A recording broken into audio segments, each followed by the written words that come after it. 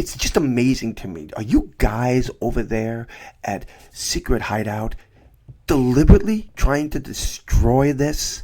I mean, honestly, Starfleet Academy, this latest episode tries to tell a story. But the minute I see stupidity like what I'm about to show you, that just kills it for me. Attention, all cadets. To those of you who are clearly in a party mood this evening, a friendly reminder that storage rooms are for storage only and are not to be used for storing yourselves so you can do other things. So please, store it in your pants. The management thanks you. Seriously, Jonathan, how in the hell do you expect people like me and other fans out there who want a decent story to be told, how are we supposed to take this seriously when you can't even take it seriously yourself? When you got Stephen Colbert out there doing these stupid announcements, keep it in your pants. This is supposed to be a science fiction show about kids growing up, or rather getting an education at Starfleet Academy so they can go out into Starfleet. And yet we get this stupid crap. Just when I think you guys are going to try and tell a good story, you start off pulling that bull again. Well, it's the 300th night year celebration. Apparently, the school has gone through in the entire semester. It's 300 days. Congratulations to all you fantastic cadets. As the Chancellor would go on to say in her personal log, that they've gone through all their tests, all their studies. Really? When? When did this happen? Did we miss something? I mean, I can remember at least 3 episodes. One of them, we had to perform some theater. And on the other 2, we had laser tag, and then we had a debate. Beyond that, what the hell have these kids ever learned related to Starfleet? So we next see Jaden and the whole crew all gathered together in his quarters because he wants to honor them with a Klingon ritual, welcome them and their families into his family. It's a nice ritual, but unfortunately, our little friend here, Caleb, is not happy with this. It seems that all this talk of family has Caleb down in the dumps. He's not interested in drinking or participating in this ceremony at all, and he pretty much walks off because he's starting to get flashbacks about mommy. And the sad thing to me is, this guy is 20 years old. He's been through a lot of stuff in his life, a lot of hard times, and he can't stop flashing back to the moment that his mom was taken away from him when he was 6 years old. It'd be funny if it weren't so pathetic. No, what the heck, I'll laugh anyway. Alright, so we have Admiral Vance here and the 2 chancellors from the War Academy and Starfleet Academy all gathered together now to talk about the new information that they are now able to release from Starfleet Command, that Newt Spraka, apparently that secret base that he raided back in episode 6, was where they were doing experiments on the Omega molecule. Remember the Omega, right? That was a molecule that Starfleet decreed, at least back on Voyager, that had to be destroyed at all costs. No matter what else was going on, if you detected it, you had to destroy it because it had the ability to destroy subspace. And when you consider that the Federation in this century has had 120 years without warp drive, you would have to ask yourself, what the hell are you doing playing with it? Oh yeah, I got one more question to ask. Does anybody remember this one line? Spraka is about to become the most wanted man in the quadrant. And no one sleeps until we hunt him down and end him. So what happened to that promise? You were just in the moment? Newt Spraka is about to become the most hunted man in the Federation, and no one sleeps until he is found. Really? It doesn't seem like he did anything, because now we're in a situation here where he's got his hands on this Omega molecule, and you are recalling all the Federation ships into the Federation. Oh, by the way, they are celebrating the opening of the President's new office in Beta Z rather than in Paris, so all of the Starfleet vessels are going over to Beta Z to celebrate this inaugural event. So it seems that Sam has been able to help Caleb locate his mother. He's been trying for years, but she comes along and boom, is able to help him locate his mom off Federation territory. That's right. Miles into the Venari Roll territory. And so he's going to go off and try and save her. And let's talk about Sam for a moment. She finally has admitted something that I am completely on board with. I was going through the old me's memories, and I didn't like me. I didn't respect me. So Caleb runs off to tell the Chancellor that he has located his mother and he needs her help. But he just learns that the Federation is pulling all their ships into their borders and they're closing up their borders. But Caleb has decided not to tell her, so he runs off to steal a shuttle. And guess who shows up as he's about to leave? Sam's becoming a little bit of a stalker. She seems to follow him everywhere he goes. Anyway, she's not interested in helping him because he wants him to help find his mother. No, she's reviewed all of her programs, her past programs and her current programs, and has discovered that she's lived a programmed life, nothing adventurous, nothing for herself, so she's gonna go do this for herself. Most of the group winds up on the shuttle, and off they go. And again, I'm going to stress that this could have been a very good episode if it wasn't for the fact that they love to throw stupidity into it. First we had Stephen Colbert with his keep it in your pants line. Now we have Dalmir's vomiting glitter. Seriously, you are doing everything you can to turn me away from this series. This thing is just an abomination.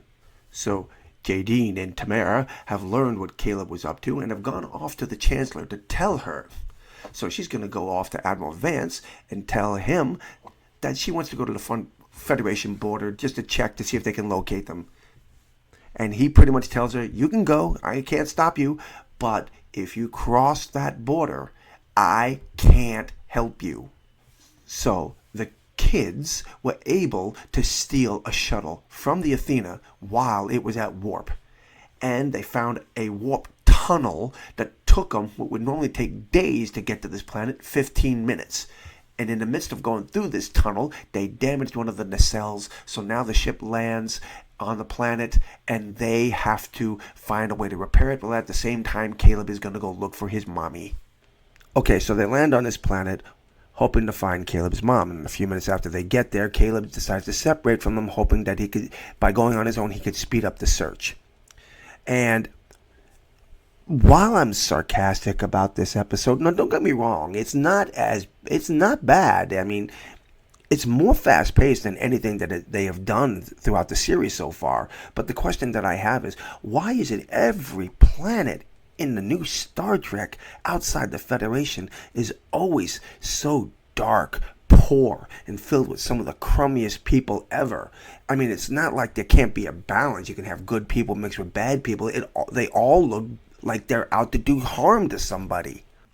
Eventually, Caleb and his mom do hook up. They find each other, and both of them want to know why they haven't contacted each other over the years.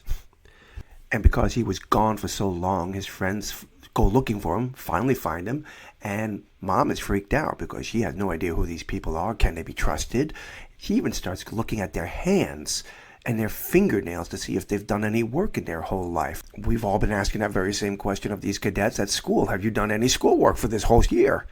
And while this reunion is going on, an alarm goes off throughout the whole town claiming that they have located a Federation shuttle and that there are Federation citizens on the planet. So the mom freaks out and says, they know you're here, you need to leave now.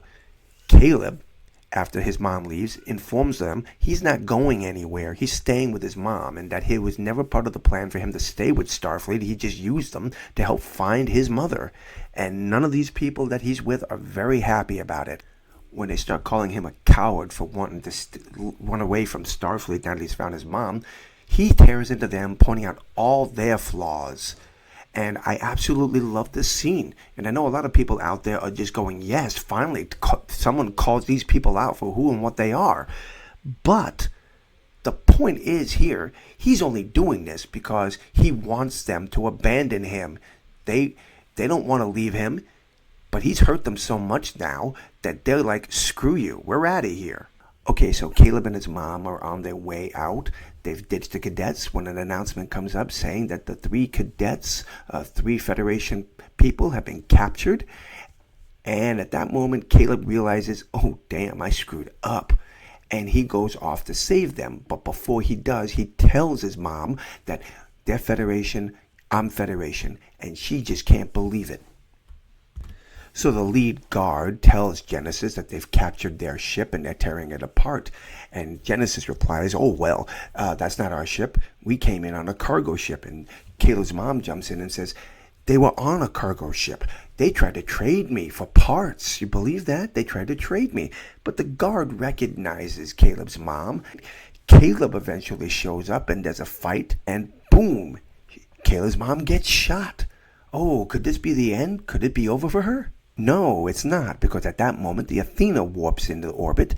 There's jamming devices all around. They can't beam them up, so they drop into a low orbit. I mean low, like almost scraping the atmosphere and the surface of the planet, and lock onto them and beam them up.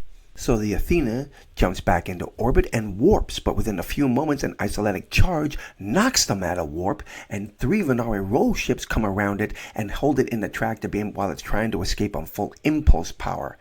Now, the Chancellor here, or the Captain Ake, decides that the ship is going to fall apart if she doesn't do something, so she orders an emergency saucer separation. So, the saucer separates and they activate a reserve nacelle in the saucer section and jump to warp. So Caleb's mom wakes up in the sickbay and the doctor hovers over her telling her, you will make a full recovery. And she's just shocked and amazed that she's on a Starfleet vessel and that Caleb is part of the crew. And the episode will end in one of the dumbest scenes to end an episode ever. One of the dumbest plot twists, I guess. Remember earlier, Noose Braca had discovered a way to use the Omega molecule as a weapon. He mass weaponized it, right? So now picture this. We have the Federation, this massive group of planets throughout the Alpha Quadrant. And some way, somehow, Noose Braca has managed to mine the entire circumference of the Federation. Basically, he put a wall up, boxing them in. They have the Federation, and then they have all the other systems within the Alpha Quadrant, and no one can get in or out of it. This is absolutely the dumbest thing that I have ever seen. How in the hell is that even possible scientifically? Do you know the amount of ships, the amount of mines, and the amount of time it would take to put something like this up? And the only reason this is even dumber is because they warped out of the Federation to go get the kids on this planet, and there was maybe 1 or 2 mines that they had detected. Now, several hours later, they're warping back, and boom, there are all these billions of mines. Again, this is the dumbest plot twist that I have ever seen. Again, look at this. These mines, this is what you see here. This is the ending of it. The Athena can't contact anyone inside the Federation. These mines are somehow blocking transmission, both in or out. This is the dumbest ending to a story that I can think of. Really, they're cut off from the rest of the Federation, and I guess they're going to try and find a way to break the wall without setting off these mines and killing off subspace. What a dumb plot. Well, I would love to know if you've seen this episode of Starfleet Academy and what you think about it.